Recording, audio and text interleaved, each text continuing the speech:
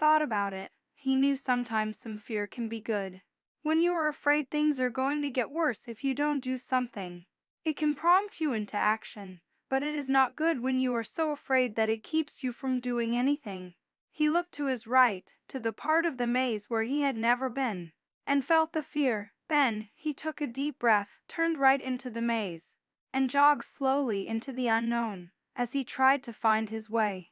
Haw worried, at first, that he might have waited too long in Cheese Station C.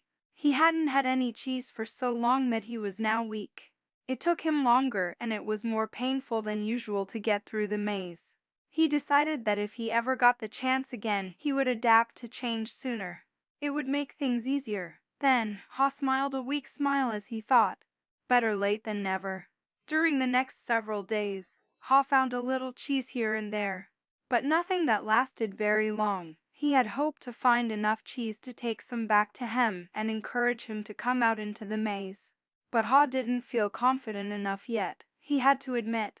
He found it confusing in the maze. Things seemed to have changed since the last time he was out here. Just when he thought he was getting ahead, he would get lost in the corridors.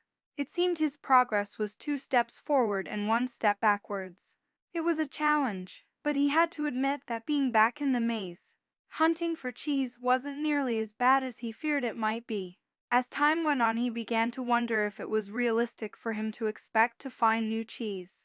He wondered if he had bitten off more than he could chew. Then he laughed, realizing that he had nothing to chew on at the moment. Whenever he started to get discouraged, he reminded himself that what he was doing, as uncomfortable as it was at the moment, was in reality much better than staying in the heatless situation. He was taking control rather than simply letting things happen to him. Then he reminded himself, if Sniff and Scurry could move on, so could he. Later, as Haw looked back on things, he realized that the cheese at Cheese Station C had not just disappeared overnight, as he had once thought. The amount of cheese that had been there toward the end had been getting smaller, and what was left had grown old. It didn't taste as good. Mold may even have begun to grow on the old cheese. Although he hadn't noticed it, he had to admit, however, that if he had wanted to, he probably could have seen what was coming, but he didn't. Haw now realized that the change probably would not have taken him by surprise if he had been watching what was happening all along and if he had anticipated change. Maybe that's what Sniff and Scurry had been doing. He stopped for a rest and wrote on the wall of the maze,